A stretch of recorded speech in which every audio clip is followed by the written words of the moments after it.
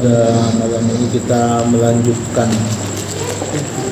membaca kitab mursyid kita Syekh Ahmad Shalih Al-Badruddin.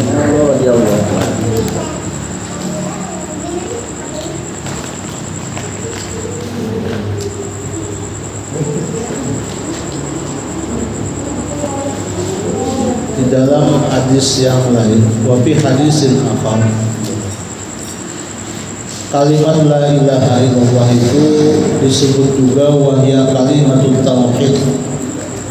Jadi kalimat tauhid, karena dengan membaca, mengamalkan dan mengulang-ulang kalimat ini, maka ketauhidan seseorang itu akan bertambah. Karena itu kalimat la ilaha illallah itu disebut dengan kalimat tauhid. Dan nama lain dari kalimat la ilaha illallah itu wahya kalimatul ikhlas, kalimat yang menjadikan seseorang itu ikhlas. Ikhlas itu tidak ada sekolahnya. Dulu ada namanya kuantum ikhlas, mungkin ada yang pernah itu bayar berapa dulu lah, itu jutaan sih dulu ada kuantum ikhlas itu. Jadi rupanya kekawanan ulun yang 4 itu binakan ikhlas juga binanya. Maksudnya apa? Jadi larang benar aja. Berarti kan ikhlas setelah pelatihan itu. Nah, bagaimana caranya supaya ikhlas? Nah, yaitu dengan memperbanyak kalimat la ilaha illallah. Ikhlas itu muncul di saat kita tidak punya lagi keinginan selain Allah. Selama masih ada keinginan selain Allah, itu pasti ada ketidakikhlasan. Tapi kalau hanya tulus niat untuk mengerjakan sesuatu, seperti yang biasa kita baca sebelum zikir, ilahi anta maksudi, yang dituju itu, yang dimaksud itu hanya Allah, wa ridha matlubi, yang dituntut itu hanya keridhaan Allah. Itu adalah doa agar ikhlas itu. Nah, jadi kalimat la ilaha illallah itu adalah kalimat yang menjadikan orang yang mengamalkannya, membacanya berulang-ulang itu bisa menjadi ikhlas. Wa hiya kalimatut taqwa. Kalimat la ilaha illallah itu juga adalah kalimat takwa. Adalah kalimat yang membuat seseorang itu meningkat ketakwaannya. Karena takwa umat selain Nabi itu selalu yazid wa yanqus. Jadi bisa turun, bisa naik itu. Bahkan setiap hari Jumat selalu diingatkan khatib itu untuk meningkatkan ketakwaan. Tapi rupanya ada meningkat-meningkat. Itu semakin jauh bulan Ramadan itu semakin turun. Nah, jadi karena bulan Ramadan kita upgrade lagi kan itu. Jadi bulan Ramadan itulah mungkin sering dan pernah bersampaikan ingin mengetahui setinggi apa tingkat keimanan kita itu ada di bulan Ramadan itu. Karena setelah bulan Ramadan, nah itu sudah jangan ditanya lagi itu. Nah, kalau bulan Ramadan itu sudah kadakawa sembahyang 5 waktu, nah itu jelas sudah di luar Ramadan pasti kan mampu dah. Tapi kalau di bulan Ramadan itu mampu tahajud, mulai awal 1 Ramadan sampai akhir, karena kita 4 bulan lagi Ramadan, jadi akan terasa itu. Jadi kalau dari awal Ramadan sampai akhir itu mampu tahajud, itu insya Allah di bulan lain walau kadar rutin ada juga tempat tahajudnya. Itu. Pokoknya kita ingin mengetahui tingkat keimanan kita di bulan Ramadan. Nah itu, jadi kita tunggu 4 bulan lagi. Nah, Ramadan datang, kita terasa. Wahia kalimatul thayyibah. Nama lain kalimat la ilaha illallah itu adalah kalimat thayyibah. Jadi kalimat yang bagus itu. Wa hiya kalimatu da'watil haq. Dan kalimat la ilaha illallah itu nama lainnya adalah kalimat da'watil haq, kalimat yang mengajak kepada kebenaran. Itu diantara beberapa kalimat nama atas kalimat la ilaha illallah. Qala Nabi sallallahu alaihi wasallam, jaddidu imanakum. Jadi Rasulullah itu bersabda, jaddidu imanakum. Kata Rasulullah, jaddidu, perbaharui iman kamu. Kemudian sahabat yang di saat itu hadir itu kemudian bertanya, qalu kaifa nujaddidu imana ya Rasulullah. Kata sahabat, bagaimana kami memperbaharui iman? Kemudian Rasulullah bersabda, bikasrati qauli la ilaha illallah. Jadi kata Rasulullah, sabda Rasulullah, untuk memperbaharui iman itu perbanyak itu qauli, mengucapkan la ilaha illallah itu.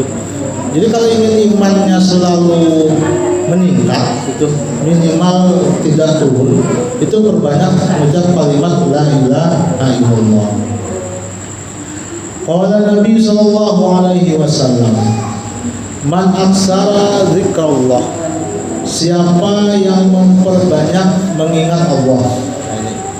Jadi siapa yang banyak mengingat Allah, faqad bari'a minan nifaq, maka orang itu bari'a, selamat dari sifat kemunafikan. Jadi kalau ingin selamat dari sifat kemunafikan, itu perbanyak mengucap kalimat la ilaha illallah. Jadi itu diantara kenapa harus seperti itu. Jadi kenapa harus banyak? Jadi karena sifat kemunafikan ini itu umum sebenarnya. Yang apabila berpendel, berrambut, nah itu sifat munafik namanya itu. Ayatul munafik salasun, 3 gitu kan. Itu iza apa? Jadi iza hadasa kadzaba. Apabila berpendel itu berdusta. Datang WA, sudah di mana? OTW ya. Orangnya masih di atas Islam. OTW mana sih? Maksudnya apa? Nah ini supaya kita dijauhkan sifat-sifat ringan seperti itu. Kadang rasa, jadi hati itu tidak ada rasa bersalah sedikit pun merampok, itu bahaya. Itu ciri-ciri hati kita itu sudah waktunya wajib dibersihi. Gitu. Kalau masih ada rasa bersalah, astagfirullahaladzim, takal, itu lumayan. Yang bahaya itu kada tahu lalu, biasain kan, mana jalan? Aduh, aku lagi di jalan ya. Orangnya hanya bangun guring, sudah di jalan. Nah, jadi ini bahaya.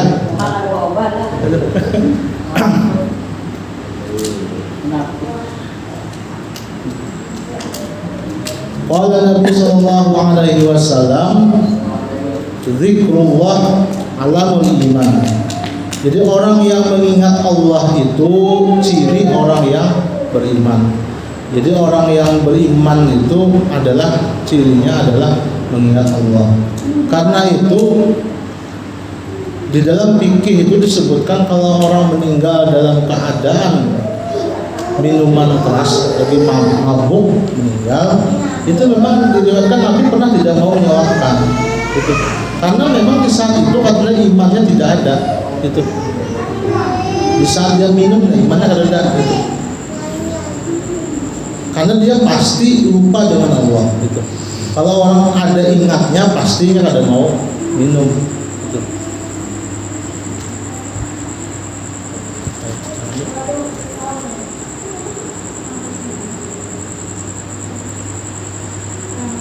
Wa bara'atun minan nifaq. Nah, jadi ingat Allah itu bara'atun, lepas minan nifaq dari sifat kemunafikan.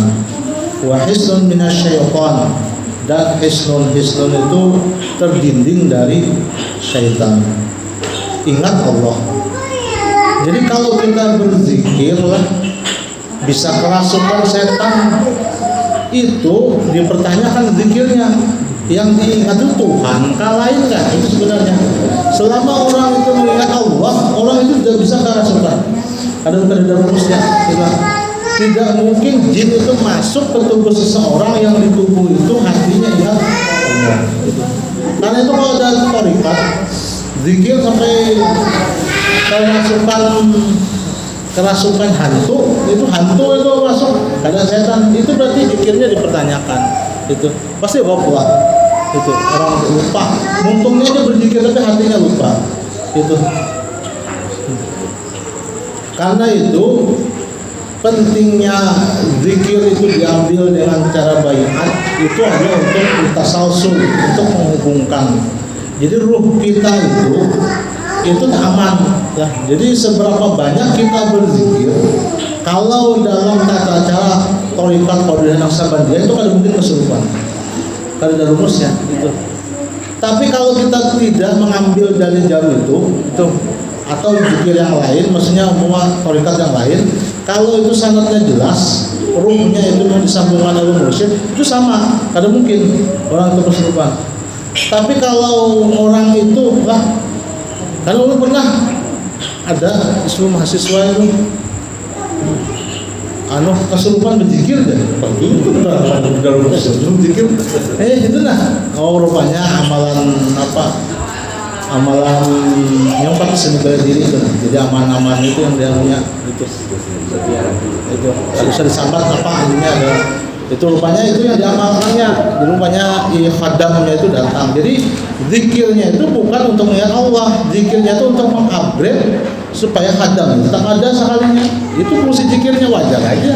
Itu lain Allah yang diingat itu supaya ada yang datang gitu gitu. Nah, karena itu orang yang kalau itu betul ingat Allah, itu tidak mungkin orang itu kerasukan. Intinya itu.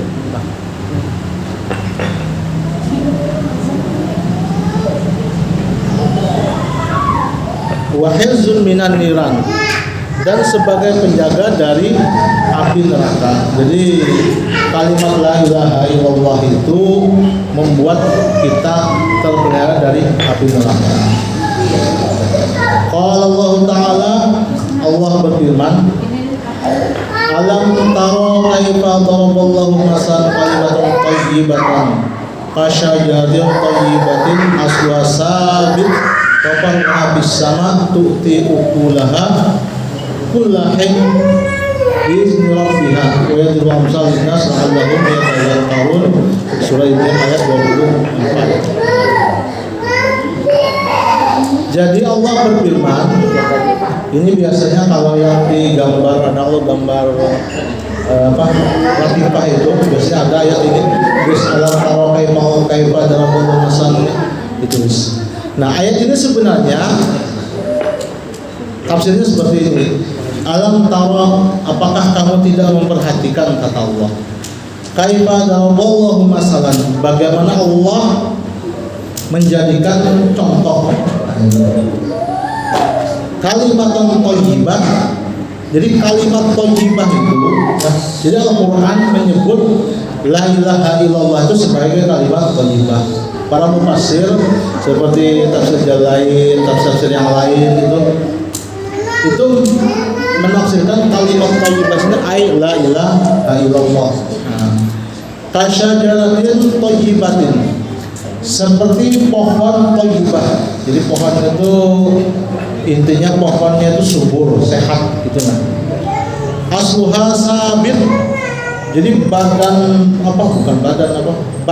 itu kokoh. Wa faruha bis sama, jadi saking batangnya kokoh, di tafsir Jalan itu disebutkan ini pohon kurma itu kokoh, faruha bis sama, jadi cabangnya itu pelangit. Kalau di tafsir yang lain, kayak di Sirul Asrar itu kitab Syekh Abdul Qadir Jailani, dia menafsirkan Kasyajarin thayyibatin, seperti pohon yang bagus itu adalah, maksudnya adalah kalimat la ilaha illallah itu ketika sudah ditalkin di dalam jiwa manusia, sudah ditalkin oleh mursyid atau ditalkin di hati kita, asluha sabit. Jadi kalimat itu betul-betul kokoh. Nah, kalau sudah kokoh di dalam hati itu, wabaruha bis sama. Jadi kalau orang sudah tertanam kalimat la ilaha illallah di hatinya itu, wabaruha bis sama. Jadi apapun zikir itu akan selalu naik, ke hadrat Allah itu. Jadi tu'ti ukulaha. Nah, zikir itu nanti tu'ti ukulaha, akan memberikan buah. Jadi apapun yang dibaca orang yang hatinya itu sudah ditalkin zikir la ilaha illallah, itu akan memberi faedah, akan bermanfaat itu.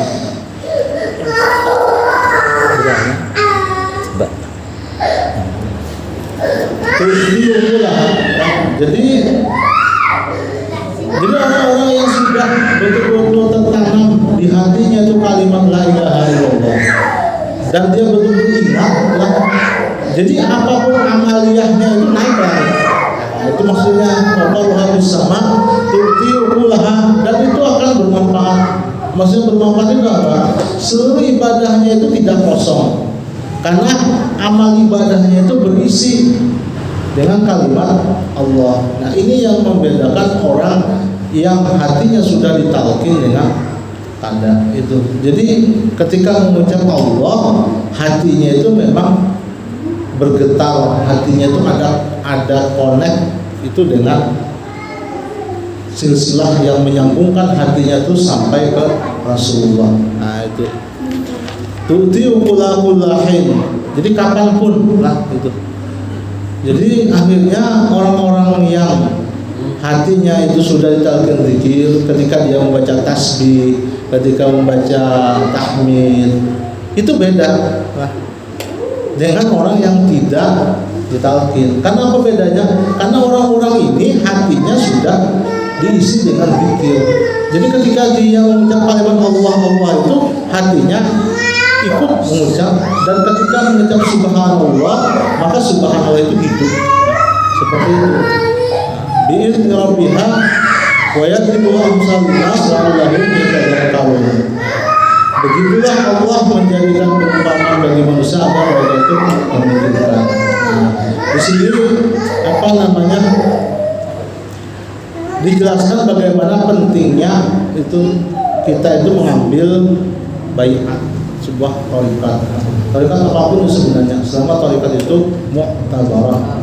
Karena selama thariqat itu mu'tabarah, selama itu selalu ada silsilah ruh dari murid ke guru, gurunya ke guru sampai ke Rasulullah. Tapi kalau thariqat itu pada mu'tabarah, itu tidak dijamin gitu. Karena apa? Biasanya thariqat yang pada mu'tabarah itu ada sanad yang terputus di situ.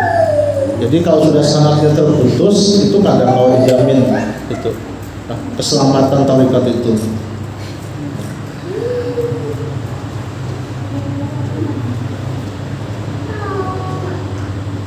Jadi ini beberapa nama dari kalimat thayyibah. Jadi kalimat thayyibah itu adalah kalimat yang luar biasa. Karena itu ketika kita mau ulang-ulang kalimat thayyibah, ketika itu juga iman kita itu selalu bahasanya itu terupgrade, jadi selalu diperbaharui. Jadi kita bersyukur itu kita bisa mengamalkan kalimat la ilaha illallah. Karena dengan kalimat inilah itu yang nanti mengangkat kualitas. Nah, ini kualitas ibadah kita, kualitas sholat kita, itu semua itu terangkat. Karena apa yang kita lakukan itu berdasarkan bukan sesuatu yang kosong. Tapi kalau bahasa Banjar itu baisi. Nah itu. Jadi bukan ketika Allahu Akbar takbir tidak kosong. Itu kalimat Allah itu kita sudah terbiasa dengan zikir khafi itu. Dan ayat yang terakhir Allah Ta'ala mana? Waqad asbatallahu biha qulubal muhibbin. Dan sungguh Allah telah menetapkan hati-hati orang yang muhibbin, yang cinta dengan Allah itu dengan kalimat itu. Allah Ta'ala yusabbitullahu alladhina amanu bil qawli sabit bil hayati dunya wa fil akhirah wa yudhillu zalimin yaqulu ma yasha. Surat Ibrahim ayat 27. Allah berfirman, yusabbitullahu alladhina amanu. Allah itu menetapkan alladzina amanu, orang-orang yang beriman, bil qawli sabit, dengan perkataan yang tetap, fil hayati dunia, di kehidupan dunia ini, wa fil akhirah, dan pun di akhirat. Di dalam tafsirnya, maksudnya Allah menetapkan ini, menjadikan lidah kita itu ketika di dalam kubur, ini tafsirnya. Di dalam kubur itu ketika ditanya oleh malaikat Munkar dan Nakir, kita bisa menjawab biqauli tsabit, dengan jawaban yang betul gitu. Nah, jadi tidak hanya di dunia, fil hayati dunia ini ada di dalam ketika kita mau sakaratul maut, wa fil akhirah itu diawali, tidak di tafsirnya itu diawali ketika kita berada di alam kubur. Jadi lidah kita itu mampu menjawab apa-apa yang ditanyakan oleh malaikat. Nah itu. Nah jadi ini hubungannya dengan kalimat thayyibah tadi. Jadi orang yang selalu mengulang-ulang kalimat la ilaha illallah itu dengan tata cara yang sudah diajarkan itu, maka nanti dia dalam kehidupannya di dunia dan kehidupannya di akhirat itu Allah yusabbitul ladzina amanu biqauli tsabit. Jadi dia betul-betul mantap itu ketika menjawab pertanyaan malaikat. Nah, walaupun sudah sering dibocorkan itu waktu hidup pertanyaan malaikat itu, tapi kalau sudah mati tetap tidak bisa diingat gitu. Karena apa? Lidah kita itu kadang kala lagi waktu itu mengingat. Nah, coba ini dihafali pertanyaan-pertanyaannya itu kan dihafali bisa. Kalau sudah mati kadang kala lagi itu urusan masing-masing. Kalau sudah jalan kubur itu. Nah, karena itu di dalam tafsir jalan lain itu disebutkan, jadi orang-orang yang ketiga di dunia itu tidak terbiasa itu mengucap kalimat la ilaha illallah. Karena orang mengucap kalimat la ilaha illallah itu hatinya hidup lah. Jadi hidup. Nanti ada di bawahnya penjelasannya. Ini kalau dijelaskan sampai ke bawah ini bisa kelaparan berarti. Itu enak lagi itu. Karena orangnya itu hidup, lah jadi tidak mati sebenarnya. Jadi karena dengan kalimat itu menghidupkan ruh itu sebenarnya. Nah karena itu kalimat la ilaha illallah itu betul-betul luar biasa. Kayaknya sederhana la ilaha illallah, tapi ketika kita ambil dengan cara talqin, baiat dengan wakil talqin atau mursyid itu, maka itu menjadi sebuah kalimat yang luar biasa. Jadi kalimat itu meningkatkan kualitas seluruh ibadah kita yang tujuannya tidak lain untuk mendekatkan diri kepada Allah Subhanahu wa Ta'ala. Mungkin ini yang disampaikan pada malam ini. Nanti kita lanjutkan lagi pada kesempatan yang lain. Mohon maaf atas segala kekurangan. Wabillahi taufiq wal hidayah wa ridha wal inayah. Assalamualaikum warahmatullahi wabarakatuh. Waalaikumsalam.